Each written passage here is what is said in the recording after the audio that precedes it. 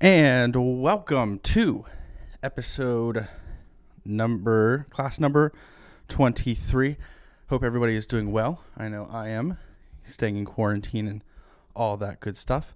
And let's go ahead and bring Sam the man onto the microphone. Sam, welcome to your own class. To my own class. It's lovely being invited to my own class. And I am once again with the Doctor of Dialogue, Lori Mulvey. And I don't have any announcements today. I think let's get into it. I think we have a great class. We're going to talk about China. That is the topic of the day. But before we do, we have a report from the field.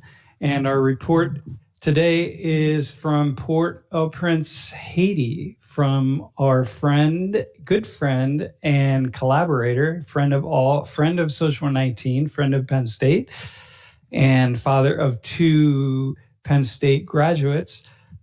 And World in Conversation facilitators. Pastor Ernso Jean-Louis from his yard in Haiti. Ernso, thank you for joining us.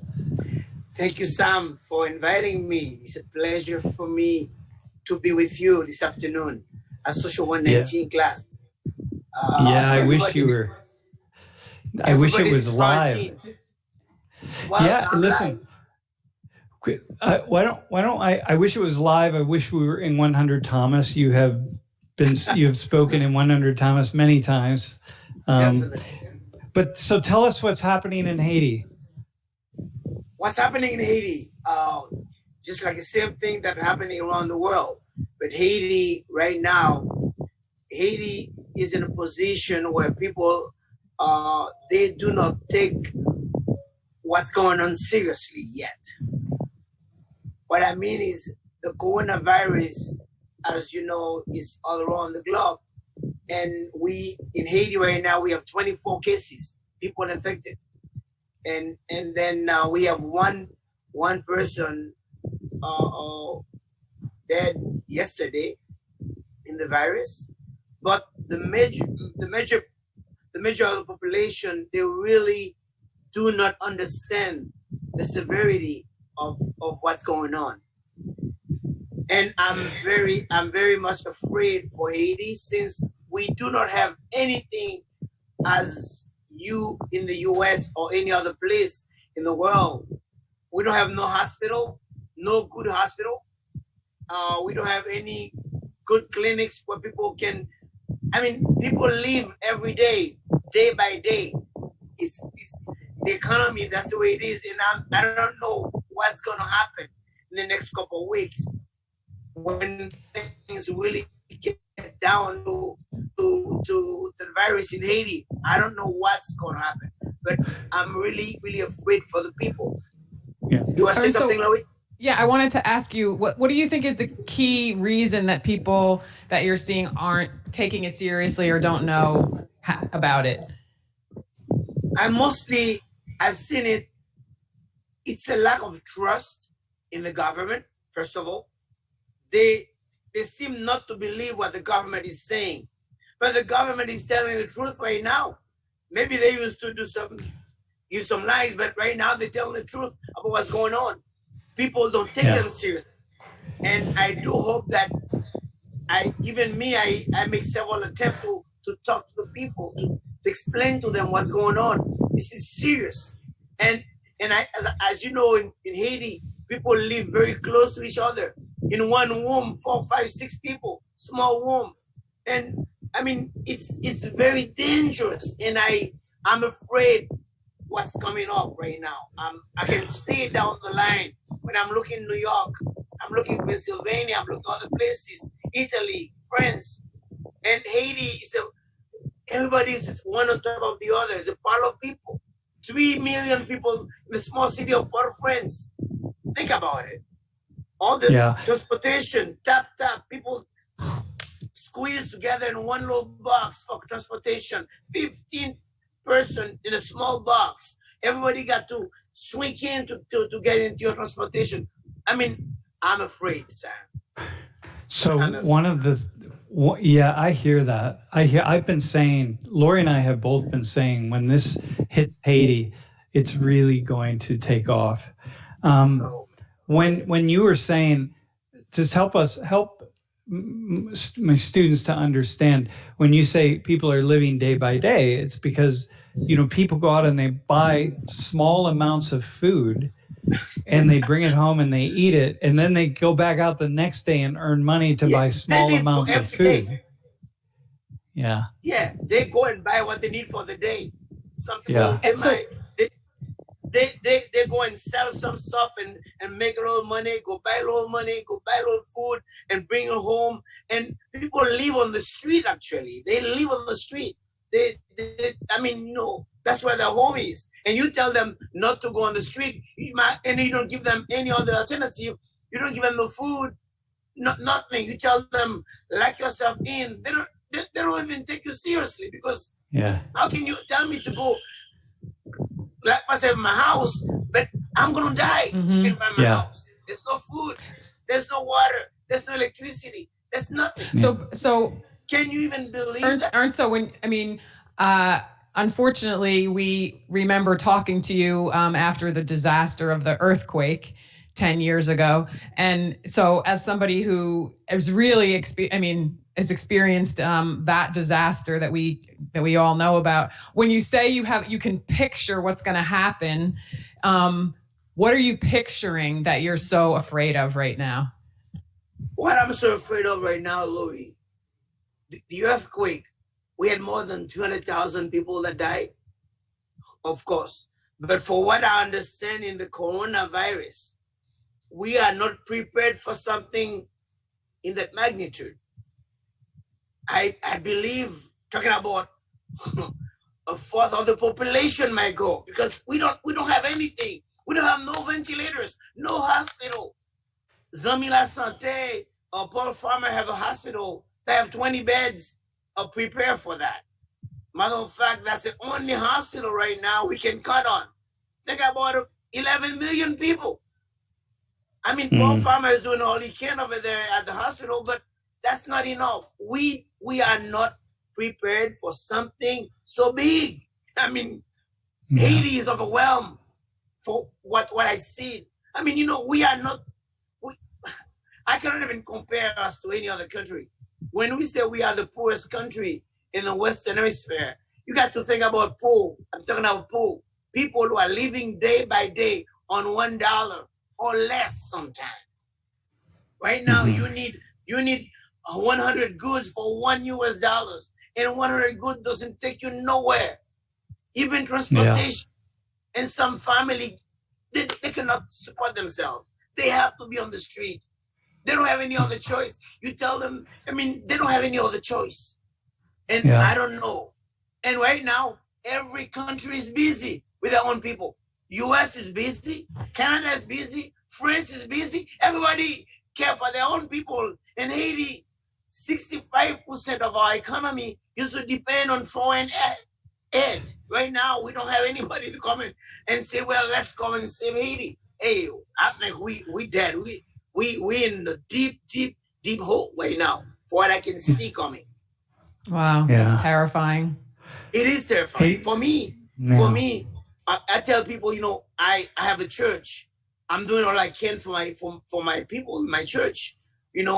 I tell them it's no time for savings. Right now, I'm just buying food, or give them rice, give them beans, tell them stay home, but I provide. If you need food, call me. If you need some medicine, call me. I kind of fix everybody so they can have a little thing to survive. But not everybody have a pastor who really care about the people. Because I live in the US and study in the US, and I know, I appreciate what the people are doing in Haiti, but Sam, it is very scary. And I'm afraid for the people of Haiti. And all they have right now is God. As soon as you talk to them, they say, well, we're going to pray. God's going to stop it. God's going to stop it. But it's coming. It's coming. Yeah. I was just I was just on the stream showing everybody some Haitian goods that I have. And back 6 years ago, this was worth about a little bit more than $1. It was about 45 goods, and now he just said about 100 goods is worth $1, and it's the inflation's been crazy. I think the last time I was there last summer, it was 80 goods, and now to hear that's gone up to 100, like it's really crazy. Yeah, 100 goods. Hey, Ernso, let's do this. Let's stay in touch for sure, and I really want to report back. Let's have a conversation either next week or the following week, and let's talk about some other pieces, because we always talk about Haiti and Sushma-19, and let's really we want to come back and talk to you. Yeah, I want to come back. Hopefully, I'm going to be alive. I'm just giving my finger crossed, man. Because my friend, I'm saying inside, but I see that everybody's on the street. You know, everybody's out there. Yeah. Oh, thank you so much. Yeah. Oh, man. So we are sending. Yeah. So much love, my friend. Yeah. All right. Thank you, Lorraine. Yeah. Thank you, Sushma-19. Everybody. Yeah. Thanks, Ernst. Be well. We will be back in touch. Yeah. All right, Sam. Thank you. Yeah. Thank you. Okay. Say hi to Gina, please. I sure will. Yeah. Hey, it's really, if I could say, so we've been, I wish I had time to tell this story. I would like to tell the story of how I came to meet Ernso. Maybe I will. But one of the most profoundly inspirational human beings I've had the pleasure to meet on this journey of life. For sure. And I'll send a video out that a colleague we did about Ernso after the earthquake. It's pretty cool. So today I want to move. Jeff, if you could go to the what would be the. Can I just say that what you're doing right now, which is like transitioning from what Ernso has just shared to another thing that is important that we're going to talk about, it's like this. I think it's always true in life. Like, what important thing do you pay attention to? And especially right now, I think people are even feeling it more than usual, that it's like, how can we turn away from what Ernso is saying? And how can we not turn to what we're about to talk about today? And how can we not pay attention to what's happening here on the ground in our community? And anyway, I'm just underlining the difficulty of that. Yeah, because it's all connected. It's all connected, and we are all connected. And that's part of the topic, I think, of today's class that we're really going to dig in. And in talking about China, what the things that I'm going to say, I need to preface today's class with a couple things. I'm not shilling for China. I'm not like a spokesperson for China. I'm not defending China. I'm not an apologist for China. I can say many, many things about China that are very critical about different pieces of the Chinese government, the Chinese economy. I can do that. But we're not. I'm not going to go there right now because I want to do some sociology. At a larger, I want to zoom out, and I want to look at the relationships between Americans and Chinese in particular, because of what I'm seeing in our media and our social media, and what I'm seeing on Chinese social media. This is not just about the United States, and so. In what sense? Like, where are we going? Yeah, this is where we're going. So I'm just prefacing this. So don't critique as you're listening to the conversation that we're going to have. You don't have to critique it like Sam's not telling the truth about China. No, I'm only looking at this other piece. There are lots of things I can say. It's just about, when we talk about the United States, I can do nothing but talk about the negative, but I can also talk about the positive, and I could do nothing but talk about the positive, and then I would leave out the negative. And so there's so much to talk about with respect to Chinese and American U.S. relationships. So the one thing I just want to start with, there's no question that the Chinese government helped to exacerbate this problem with the virus by having a closed society and by punishing people who were really speaking out about it inside of China. That's not even a question. And that a virus of this magnitude, I would say a pandemic of this magnitude, requires global cooperation. It requires openness. It requires that people are able to talk to one another in a transparent way and really put the issues and the problems out on the table.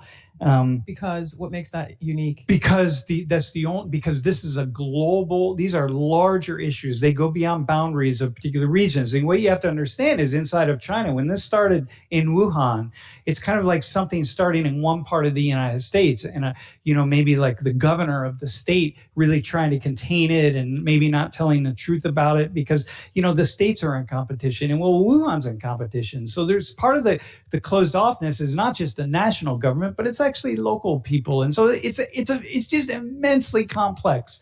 And so you don't, you can't, it's just like me trying to explain what's on the dark side of the moon and I can't see it and I've never been there and I have no idea. Like, how could I explain what's on the dark side of the moon? And so, this is the thing, but nonetheless, the Chinese government has to take some responsibility for this.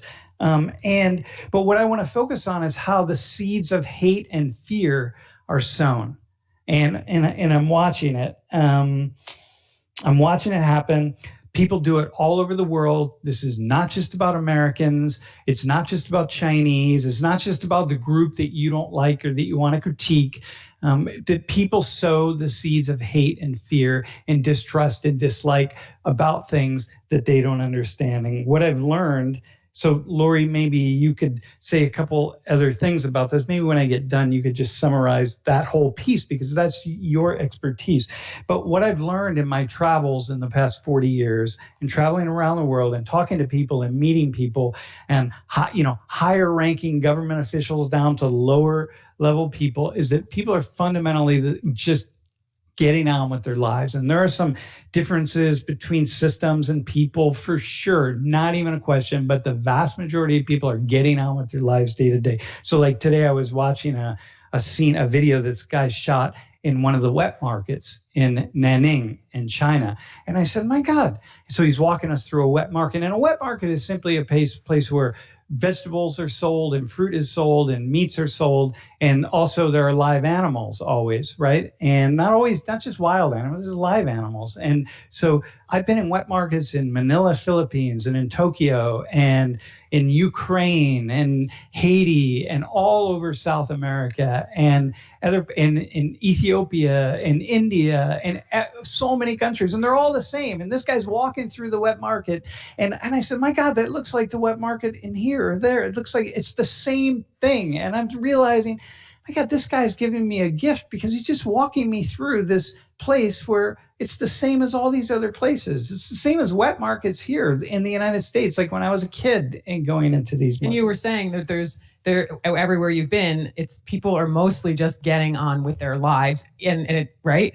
Yeah. And it sounded like what you were saying was we tend to think that like some major thing happened somewhere, and that's everybody's complete focus has now been shifted to that. And you're saying, but people are getting on with their lives. Or that everybody understands it, or that they're different. Oh, but they're different from us because they think like this and we think like that. It's like, look, walk through the marketplace. Everyone's doing the same thing. They're buying and selling. They're doing they're friendly. There were all these like friendly people in this guy's video. And he was saying, well, they're so friendly. And I'm like, yeah, that's how they were in Manila. Oh, that's how they were in Ukraine. Well, that's how people were in Ethiopia. Oh my gosh, but that in India and wherever, it didn't matter. Iraq, right? It's the same. People are friendly, right? And remember, and I was in a wet market in the West Bank and in Palestine, and people were super friendly. It's the same, right? So watching people, and I think what I'm struck by, and this is where we want to go in today's class. What I'm struck by is the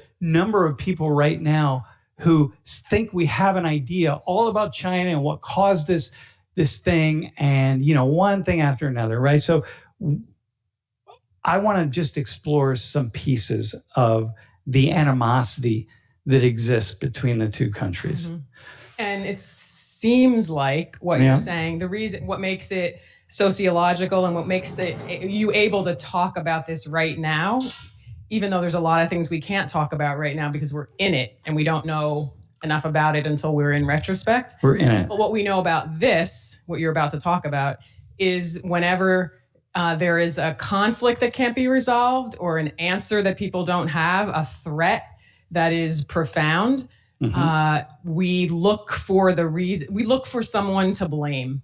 Yes. And so what you're going to talk about with the way in which objectification and hatred emerges in moments like this is not unique. It's not unique to Americans, to Chinese, to the coronavirus. Wow. It's so predictable that we can talk about it now meaningfully, even though we're just in it. They do it in Haiti with regard to Dominicans. Dominicans anything. do it with regard to Haitians, and it's not even at the national level. It's at any level of human. It's so crazy to see human beings do it and think they're above it. You know what I mean? Because everyone thinks they're above it. Yeah, but in my case, it's justified. My statement about the Chinese is totally justified. It's like, what do you know about China? You know what I mean? Oh, my God. So with that in mind, Jeff, let's bring in our guest for the first half of today's class. Who is our guest? Our guest is Mr. Frost, who the class knows. He's a celebrity in Social 19. Thus far. The only celebrity this semester, Frost. And look at you, and you're even at Beaver Stadium. So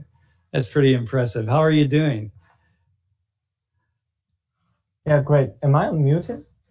Now you're on. You're good. Okay. Yeah, I'm good. How are you doing, Sam and Lori?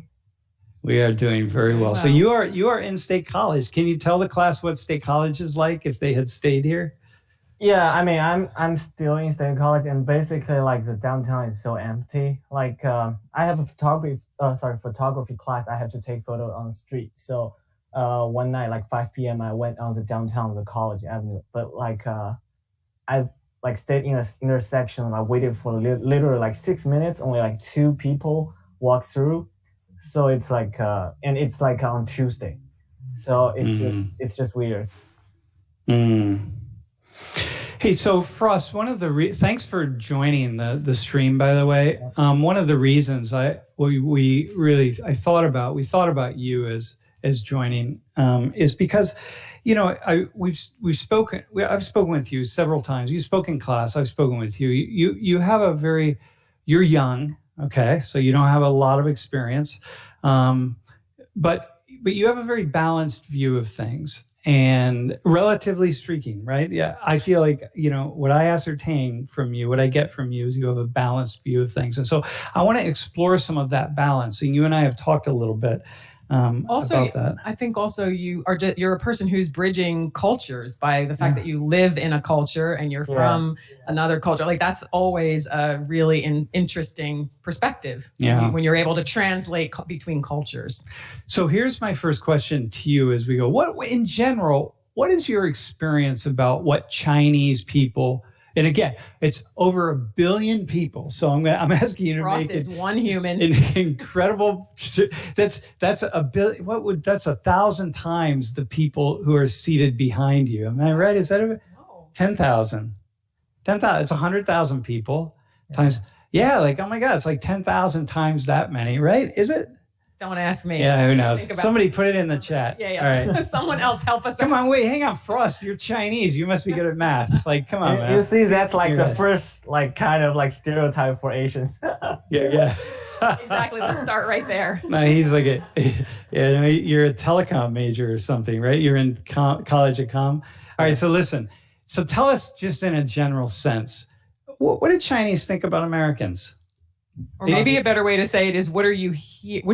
I mean, always. What have you heard? No, before the virus. Yeah. What kind of things do you hear? Yeah, general perception. Okay, so I will like go back when I was in high school, when I was still came to United States. First of all, of course, democracy, and two-party political side, and like gunshots, police abuse, minority problems, racial problems. I think violence. I think like most people, like when they talk about United States, they will think of that, guns, drugs. Yeah. So when they think about Americans in the U.S., they're thinking about drugs. They're thinking about things that they see in the media, right? School shootings. Yeah, school shootings. Drugs, guns, violence. Yeah, but not sex. Everything. Yeah. But not everything negative, also positive. America is like maybe the richest country of the world. The New York City is like a very rich place. California, Hollywood. There's also positive side, but for example, when during my first summer after after my freshman year, like my first summer vacation back to China, I got on a taxi. The driver knows I'm an international student in the United States, and he just asked me, "Is there a lot of shootings around your school? Is this lots of racial problems over there? People are people always dealing drugs? Because they never been there and they always saw those bad news from the media. So why wouldn't they? You know what I mean? Like I see one thing in China and I think like shooting firecrackers, who knows? Like, oh, do all you do is shoot fireworks off in China? Is that like what it is? You know what I mean? It's just this. Why wouldn't they think that about the US? Americans think that about the US. And I also, what do they, so those are sort of like the topical things that they pay attention to, but what do they think about Americans? Americans. What have you heard? What have you heard? I don't know, maybe always tall, strong. I mean, otherwise, I don't know too much because people always relate to those topical problems when they saw an American. Mm-hmm. Maybe they would like to ask related questions about that. I'm an international student, and the taxi driver already started to asking me these kind of questions. Yeah. Mm. Mm. And what is so do they think Americans do in general, right? That Americans are friendly, Americans are happy? Is that part of it? Yeah, I would say normally we will see them as a friendly, or happy because, our only experience is encounter foreigners in China. For example, our foreign language teachers sometimes will be Americans or British. So that will be our first encounter and experience for Americans. Yeah. Got it. Okay. Hey, so let's talk about this. Let's talk about some of the stuff we're seeing in the Chinese social media. So Jeff, go to that slide with the Statue of Liberty. And if you could put that up, I think that would be good.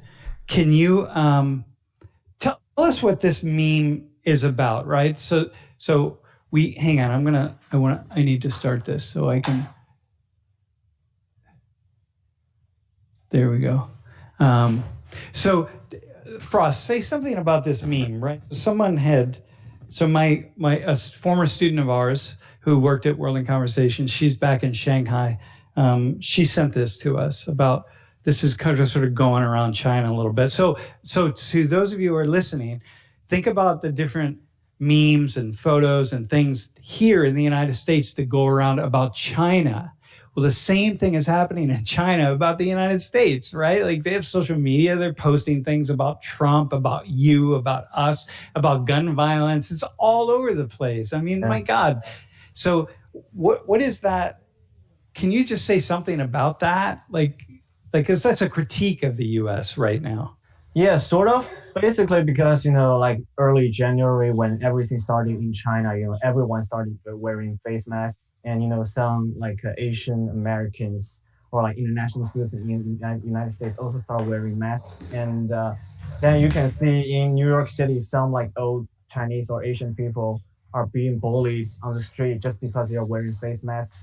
And the Western media are saying Chinese government are forcing people to wearing face masks. The U.S. officials are saying there's no need to wear face masks. So everyone was joking about us. And, we know how it ends now, right? The thing is going worse and worse in the United States.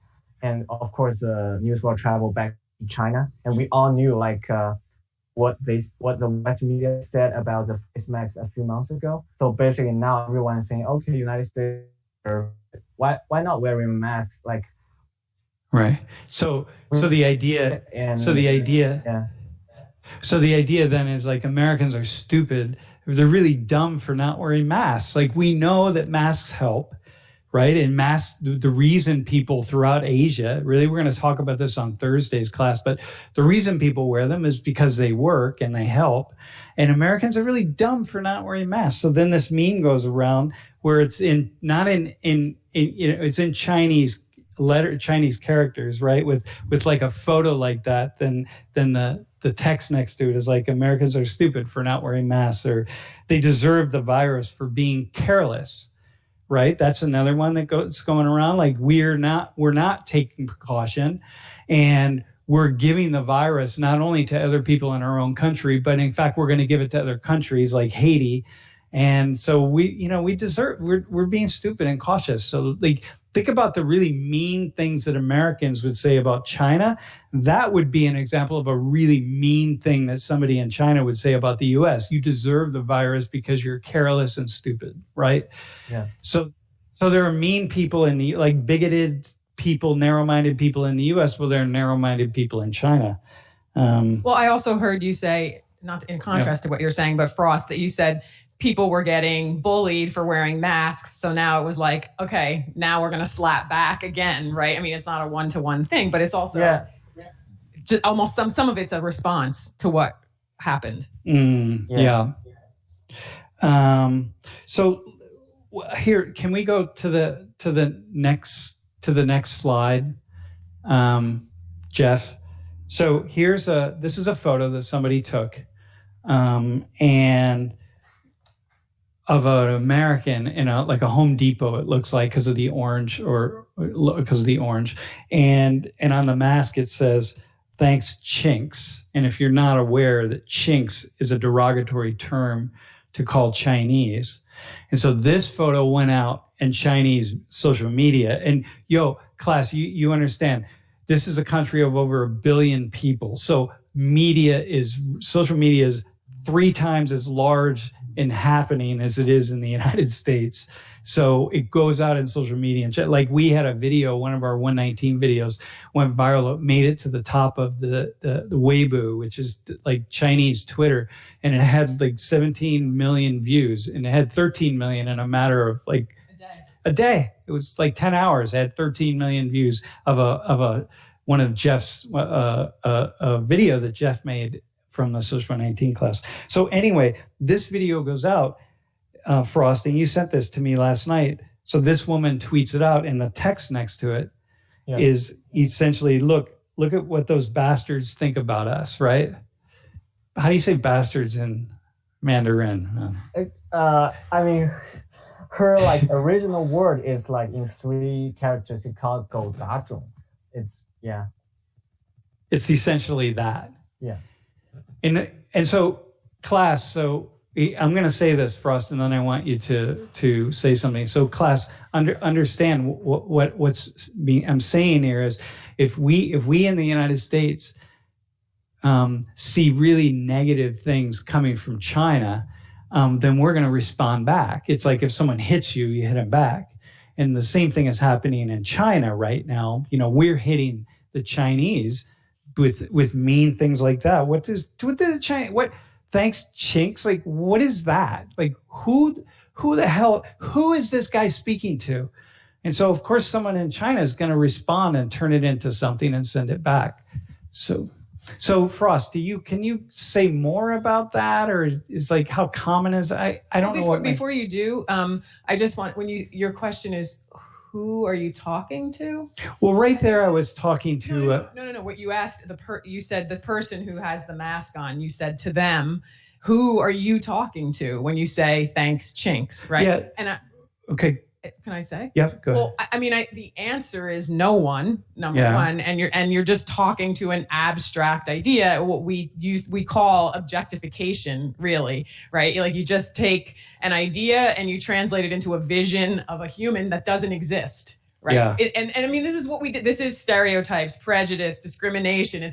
None of it's possible if you don't objectify. So that's the point, is you're not talking to any person, because you wouldn't talk to a person. We would never talk to Frost. No, as soon as you know a person, you talk to them, and you wouldn't, and that's not how you operate. So it really has its own answer, and it's a really important answer. Yeah. Because it's what stereotypes are always talking to, and it's what makes violence possible. So, dude, hang on, and that's the key. That's the only reason to talk about. I mean, it's the basic reason to talk about any of this. Well, the key, there's nobody in class, Frost, just because you had such a positive reaction to you in class. Like, there's nobody who would use the word Chinks and think of you in the class.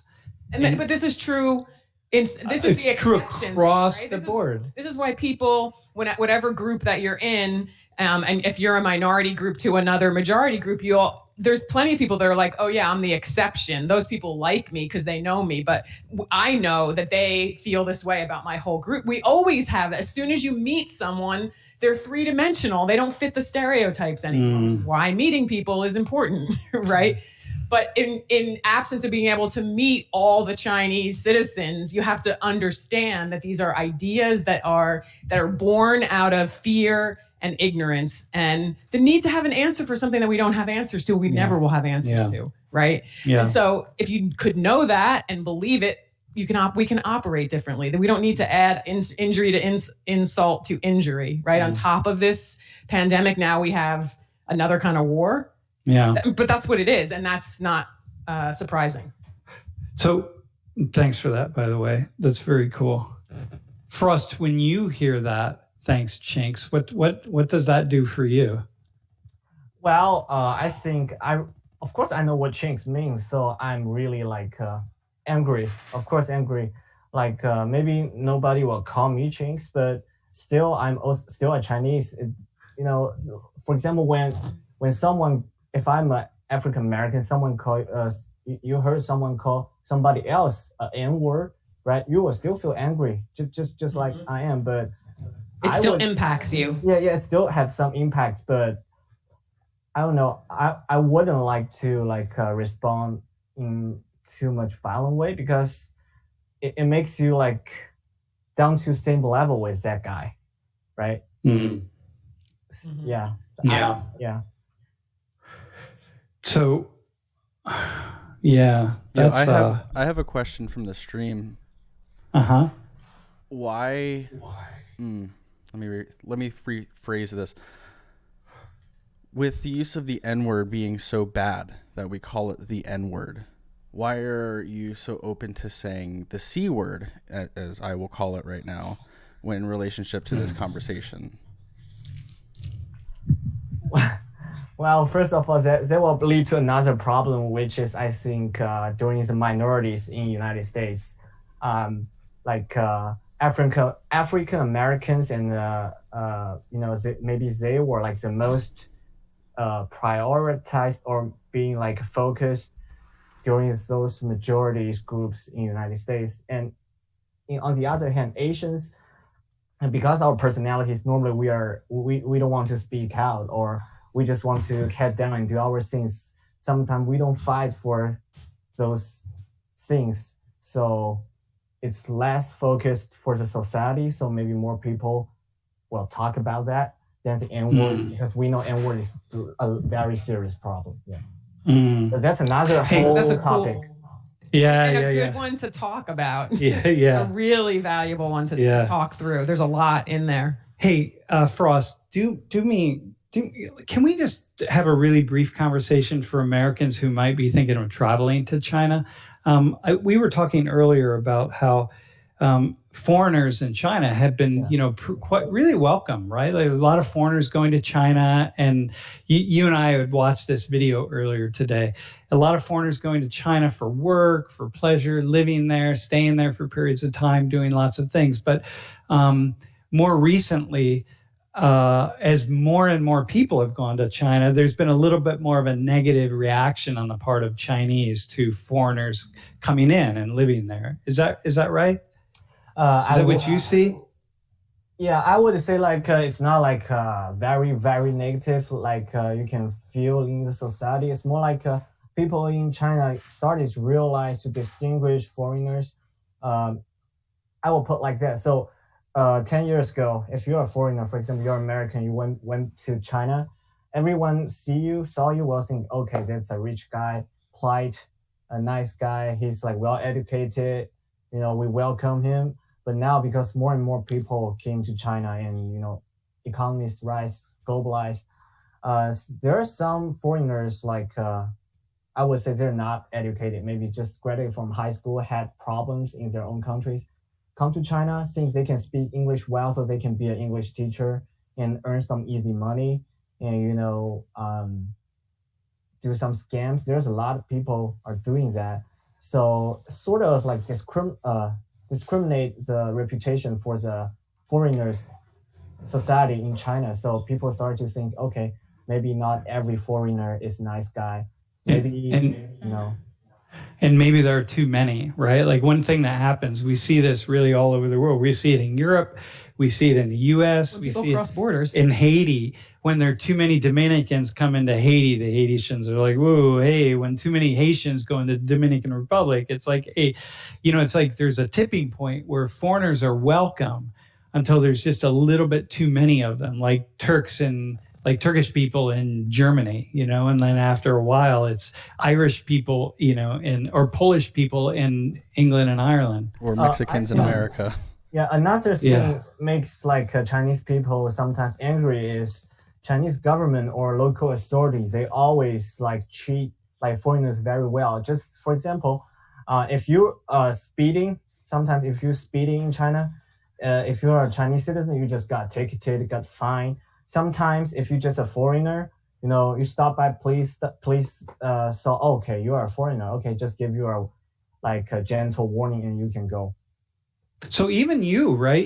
So they shut down to only one flight a day, like the one Delta flight out of JFK. So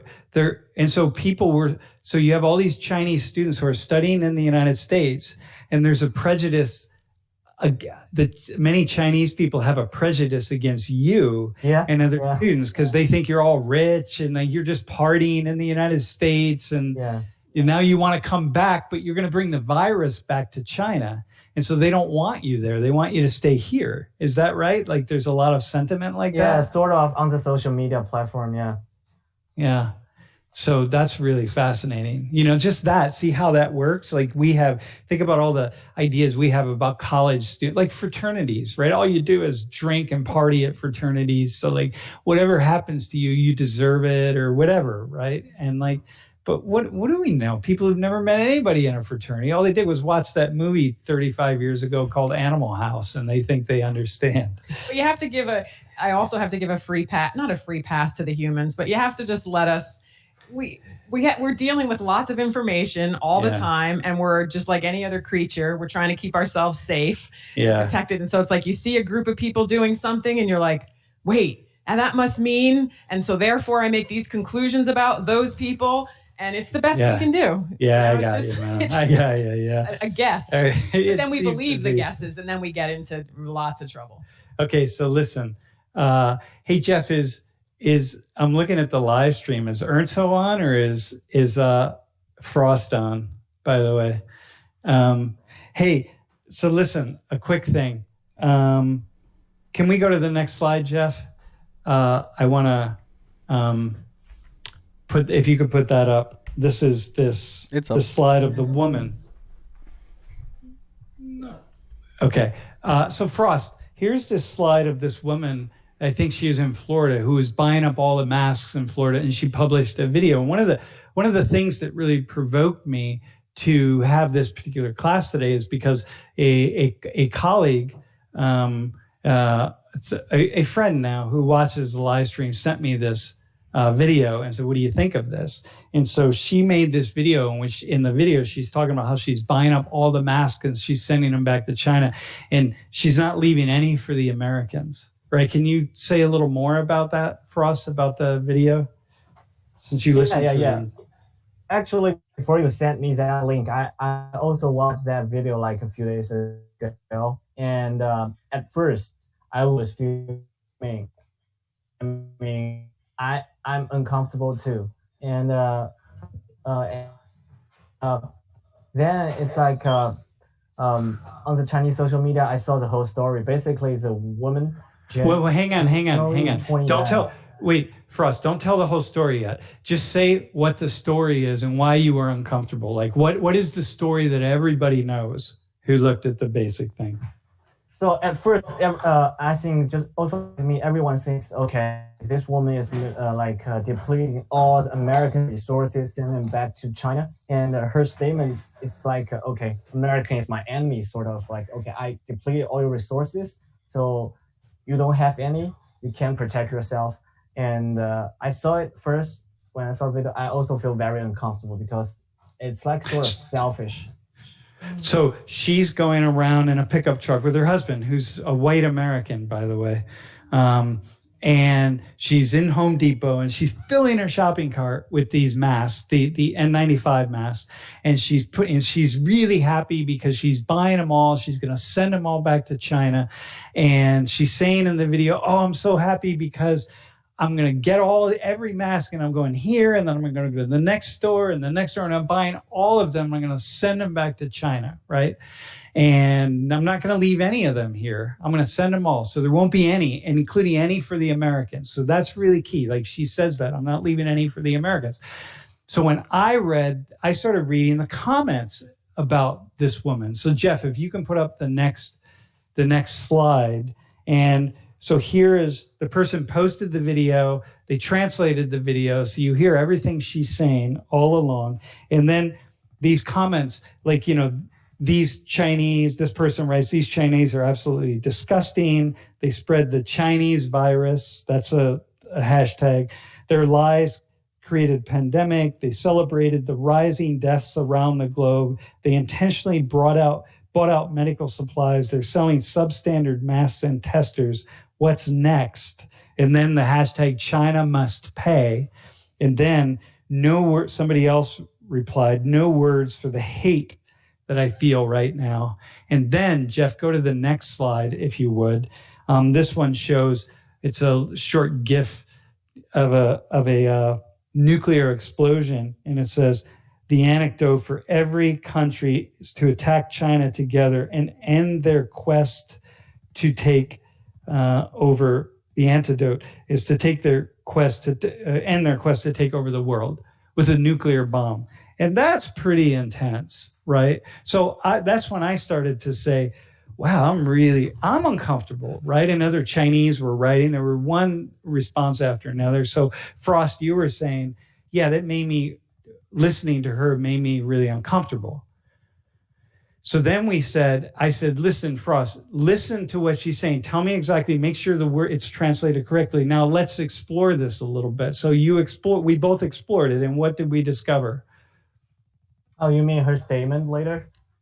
Yeah, when did she buy the masks, first off? Yeah, so she bought all those masks in a Home Depot on January 29th, 2020.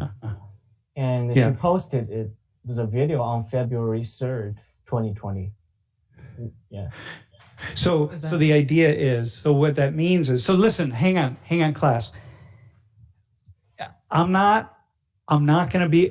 Frost and I are not going to be an apologist for this woman, okay, at all. We're not saying she didn't do anything wrong. We're not saying nothing at all. We're not saying that everybody who posted about her is wrong. None of that, at all. What we're doing is we're just taking the vision and say, wait, what if we turn it? Is she really that evil? Is this a woman who, if you watch the video, she's pushing her shopping cart around saying, "I'm not leaving any mask for the American people. Let's just let them die because I don't care. Screw them. I'm sending all these masks back to China and we're going to let the Americans die. Die, American scum." Is she saying that? Because that's what it sounds like she's saying in the video. And then we start to explore and we say, wait, hang on a sec, right?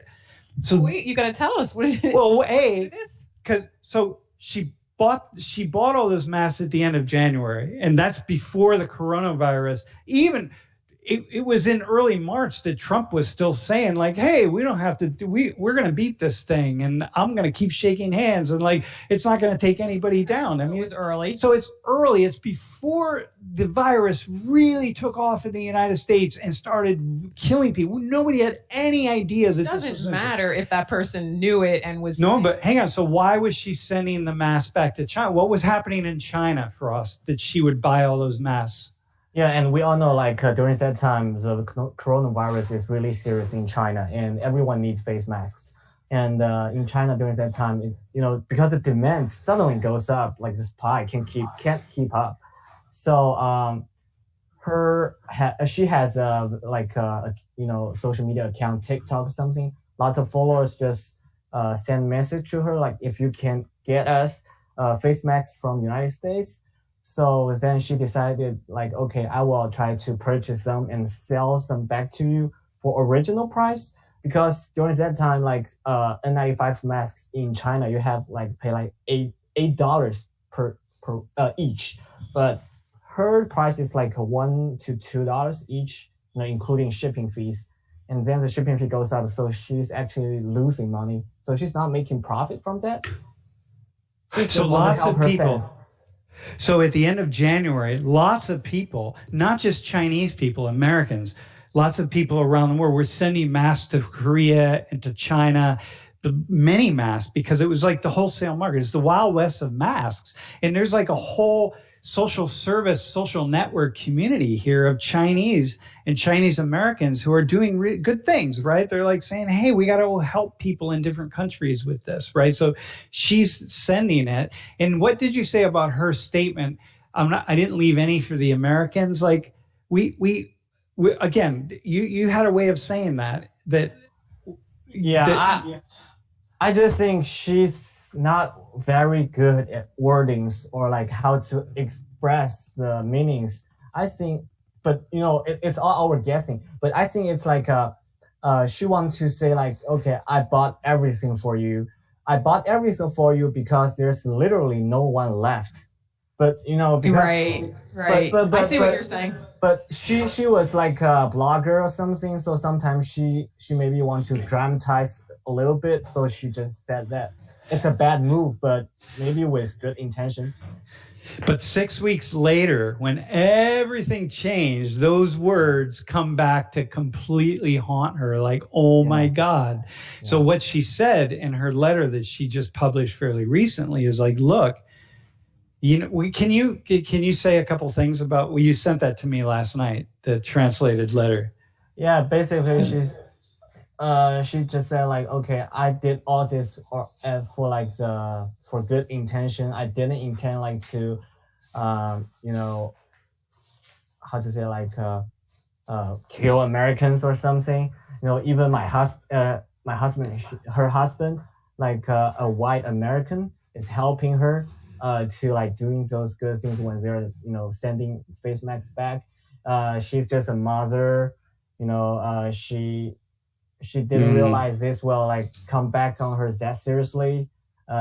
She thinks someone's like sending out again during that time, maybe wants to discriminate her like that.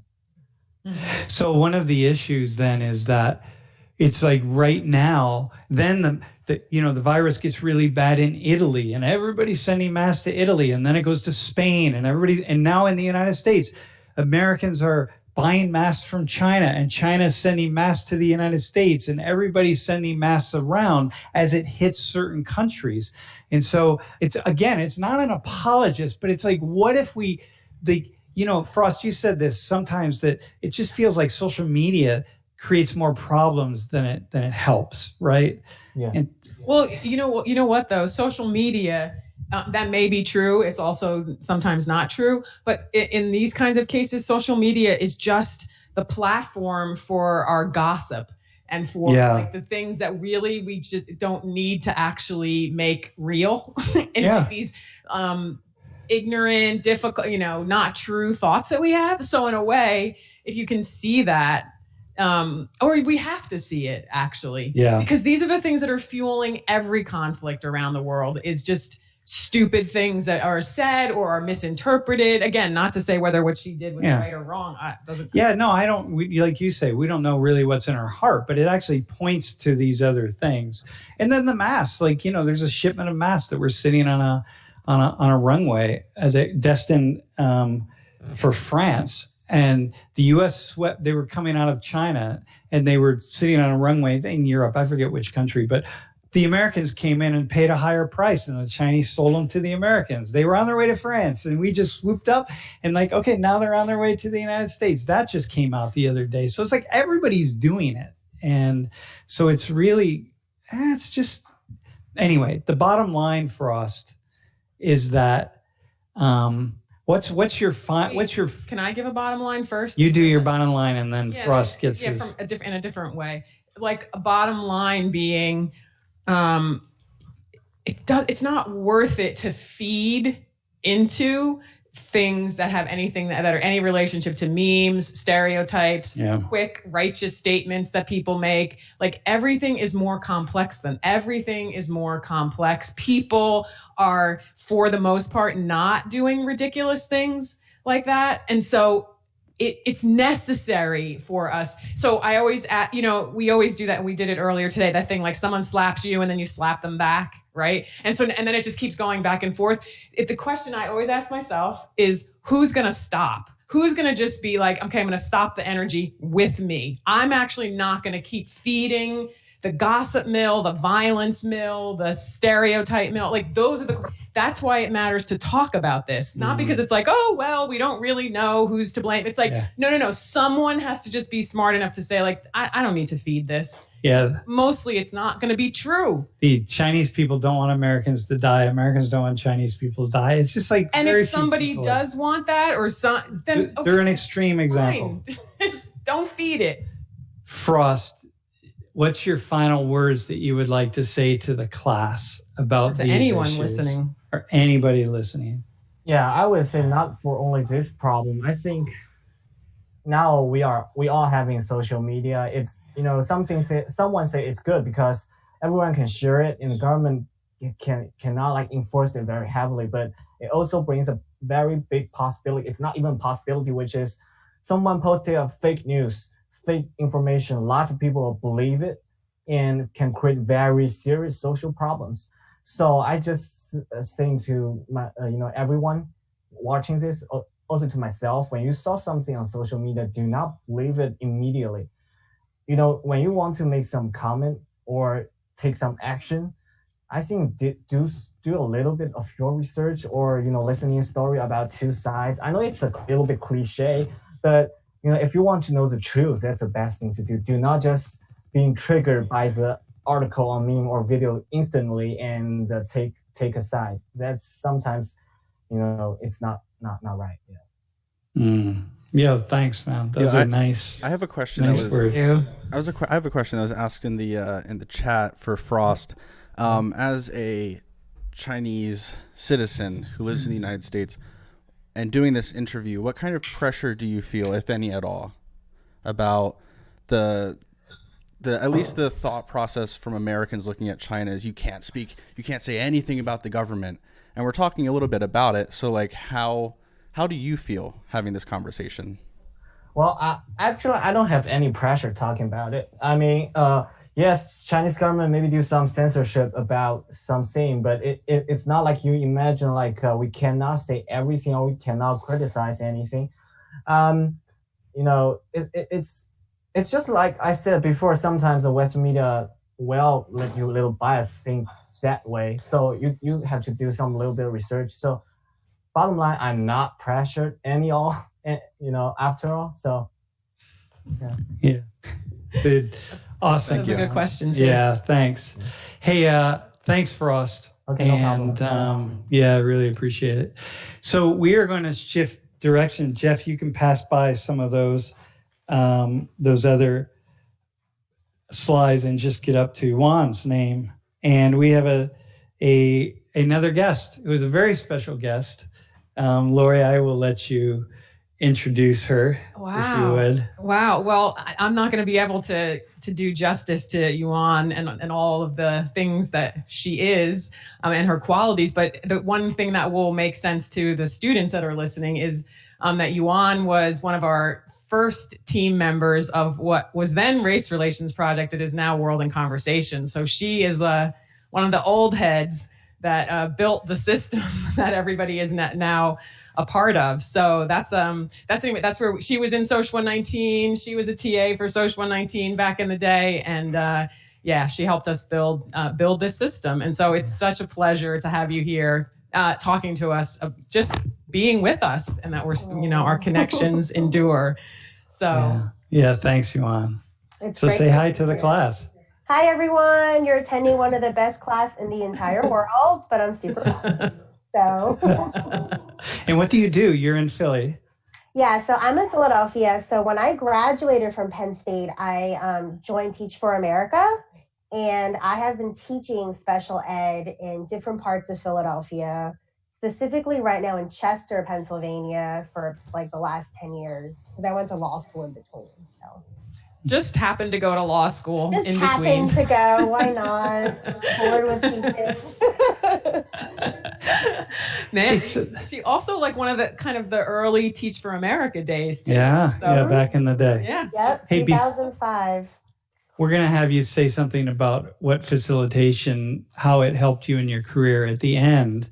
But Okay. right now, so you are Chinese American. Yep. Mm-hmm. Or so you are an American citizen, dual citizen? So I came here from China when I was 6 years old. And so when my parents became citizens, because I was under 14, I automatically became a citizen. And at that time, my parents decided to give up their Chinese citizenship because they couldn't have dual citizenship. So I'm an American citizen, yeah. And so, And can I just say, I remember, this is important, I think, to what we're talking about, but Yuan, I remember a day with you sitting on campus where we came to that, where we had that conversation where you were like, I am bicultural. I am as much of one thing as the other thing, and I don't have to keep choosing. I remember like how important that was for you with the history that you're talking about, because you grew up in American society and you're Chinese, right? So I think that's important to this conversation too. Yeah. So Yuan, so one of the reasons we wanted to talk to you is because we knew that you would have some thoughts about being of Chinese ancestry here in the United States right now at this moment, and how you feel about that, how that is for you at this time. So I definitely live in a lot of fear every day, whether it's subconscious or conscious. So I live in West Philadelphia, and I think it's multi-layered. I think part of it is that I am usually one of the only Asian person within like a 10-mile radius, especially now, like the Chinese takeouts are closed, the nail places, like all the stereotypical Asian businesses are closed. So I'm usually one of the only Asian Americans walking around. And so I'm in a lot of fear where I don't like to go out, whether it's day or night. Even when I'm walking my dogs, I feel very uncomfortable. When did that start, Yuan? Yeah, it's interesting, like, because I think it really started when, I think it was maybe a couple weeks ago, I heard on the news that there were several hate crimes against Asian Americans in North Philadelphia, which is maybe like 15, 20 minutes away. And they were pretty severe hate crimes, attacks, assaults. One was at a subway stop. Another was towards a man who looked Asian and was like jumped and assaulted. And ever since then, I've just felt a heightened sense of a fear, just kind of going about my daily life. So I would prefer to, kind of be in my car or even walking my dogs, like, which is just around the block. Like, I usually try to make sure someone's with me. So you've not experienced anything yourself, though? No, not directly. I feel very, fortunate in that respect. I do know that one specific incident that I saw, it was posted on Facebook by someone I know in Westchester, and, pretty suburban neighborhood. And she posted a picture of the backyard of one of their neighbors. And the image is these big tents that spell out "fuck you, China."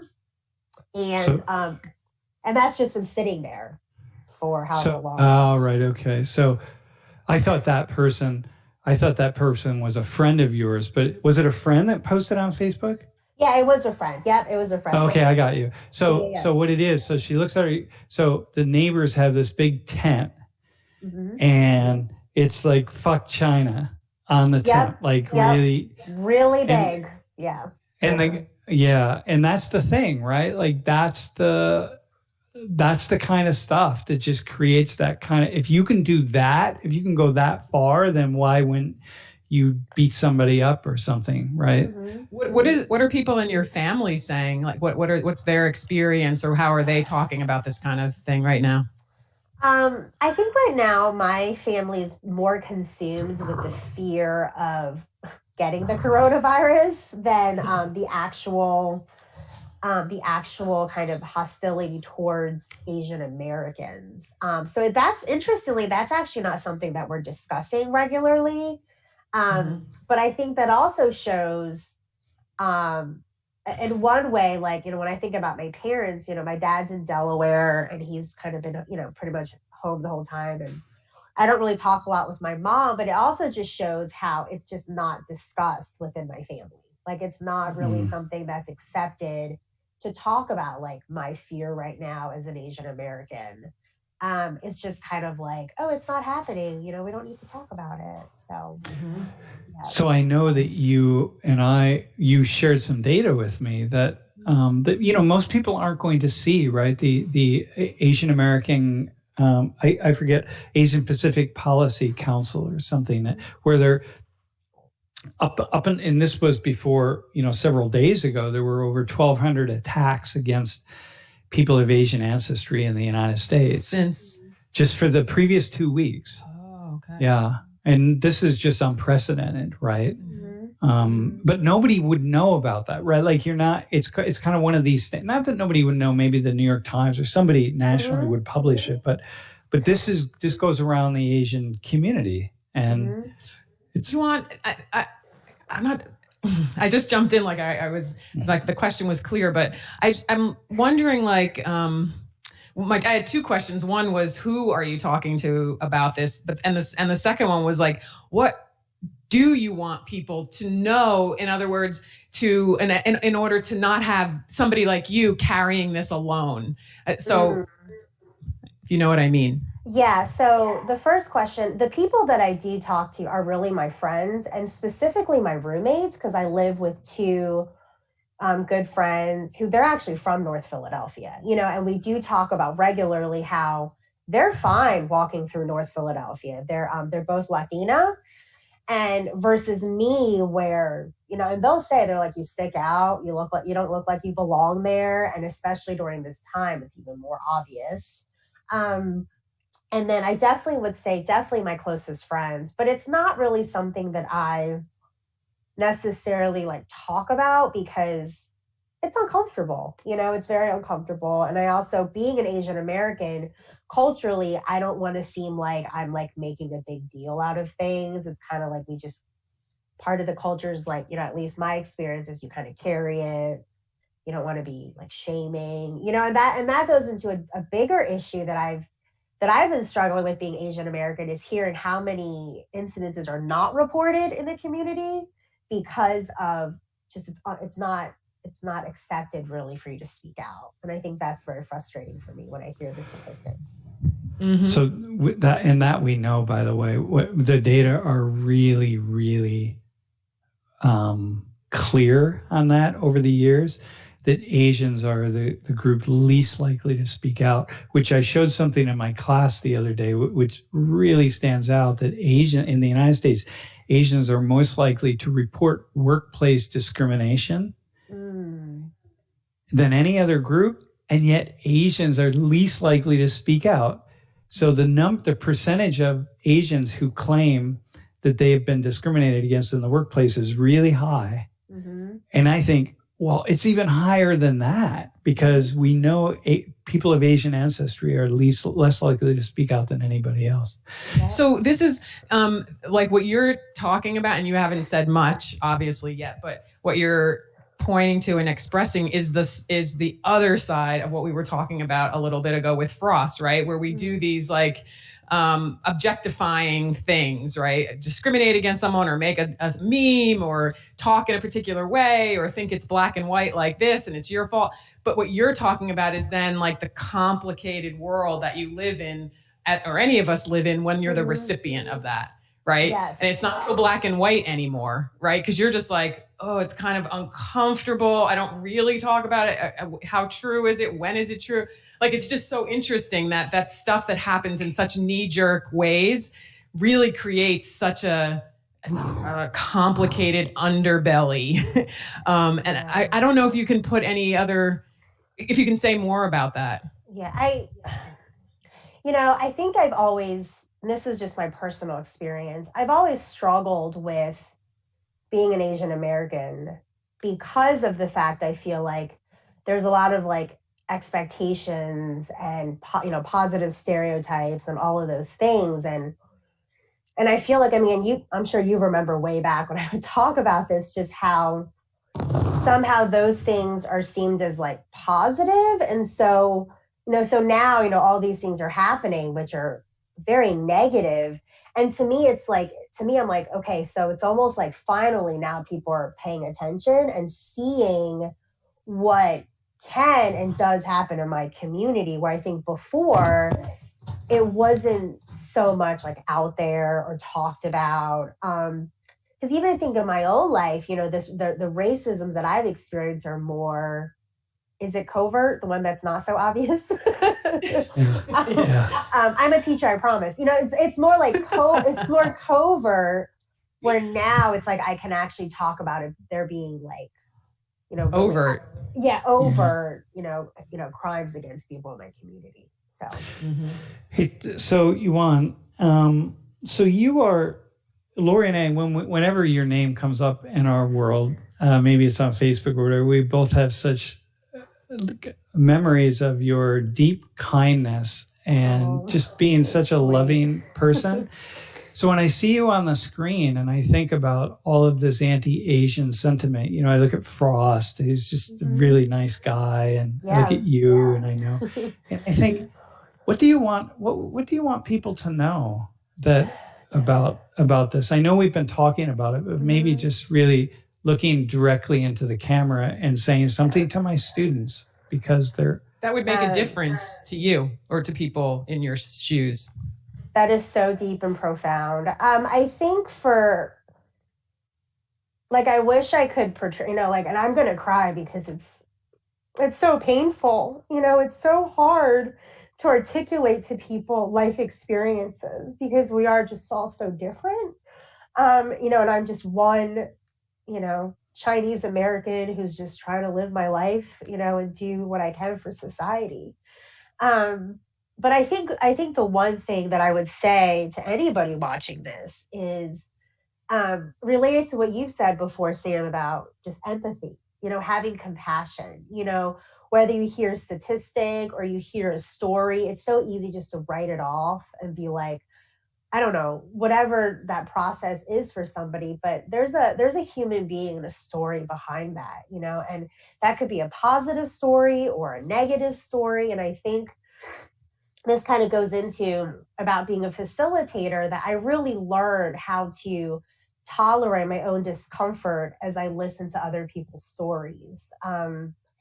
Because I can't really convey necessarily my emotions, but I would hope that through my story, someone can get a glimpse of that. And there's a lot of pain there. There's a lot of pain for me. There's a lot of pain, for people in my, in the Asian community right now. So I think just being empathetic and compassionate and being willing to really listen on both sides, right? Like, it's not just like, the people who are targeted. No, it's on both sides of the table. I think that's really important. Yeah, right. The Asian community also having empathy for people in this country who received this virus from China. And like, we're trying to handle how to deal with it, right? And this idea that if only the Chinese government had allowed X, or if only people had done Y, you know what I mean? And we're all trying to hold that. And that's the funny, ironic thing. It's like, that's Yuan is that. Yuan's here. She's an American, right? And, I mean, you're both. You're all of that. But the funny thing of like the way in which like these lines get laid down, and they don't apply in most cases when you actually start to unpack things, right? And I think actually, Yuan, just like even though what you said is you hope your stories can communicate because your emotions can't, but I think that the emotions do, because what you're saying is, even something that didn't happen to you but happened to someone else, and it could be you, the threat of that is just bringing all of this discomfort and othering that you've experienced to the surface, and then it creates all of this right? And you didn't make that up, right? No. I mean, we can see that. I can't cry on cue. Yeah, exactly. That's not why we chose you. Final words. We're right at the end. You have 30 seconds to tell people 30 seconds. Tell people what you learned, how your facilitation skills have helped you in your career. So my facilitations, it's completely changed my life. I think now I have a different perspective when I talk to people, when I interact with people, always recognizing that there's like a different way to see something. And I also think that just by being a facilitator, you're constantly challenged with your own stereotypes, your own biases. And I think it takes a lot of courage to be in that situation all the time. And I still think about all of the communication skills that Lily coached us with and how I still use that every single day. And I would honestly be a facilitator till I die if I could, but I've aged out. So you did not age out. I'm in my 30s. Yeah, people can't facilitate after 30. They lose it. Hey, listen, really, honestly, thank you for joining the class. It's really sharing really this piece lovely of yourself. To have you here. Thank you. I feel very honored. Thank you so much. Yeah. As do we. And please, be safe, be well. Mm-hmm. Yeah. You're in our hearts. Yeah. Thank you. And class. Yeah, thank you, Yuan. And class. Next class period, we are going to travel somewhere else in Asia. We have three actually very, very special guests on Thursday. So I'm quite excited by that. Look, don't overthink the quiz. If you were listening, it's very easy.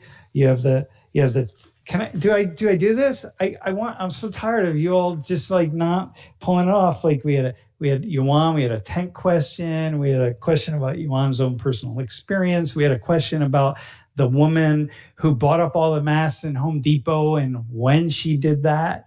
And yeah, so let's just don't overthink it. Just do it and be well, and make sure you keep doing your World in Conversation dialogues. And for anybody who is interested in being a part of the stream team, go to social19.org/stream team, fill out the survey. And for those of you who are on the chat that thought that Sam was softball throwing these questions, we can do a podcast on Friday where you all can jump into the call. Hold on, that you can actually jump into the call and we can have these actual conversations deeply about what you have a problem with in today's class. But we can only do it if you all participate. So Friday at noon. Let me know if you're going to be there. But it won't be a live stream. We're actually going to do a Zoom call, so it's closed. You can get in, and we can do it essentially office hours. We did it last Friday, and there was only one student from Social 19. So he and I, like Nick, and then there was another high school student, friend of the stream from Boston. It was the four of us just having a cool conversation with Mr. Rashidi. So Friday, noon, jump in. Okay, see you all. Be well. See ya.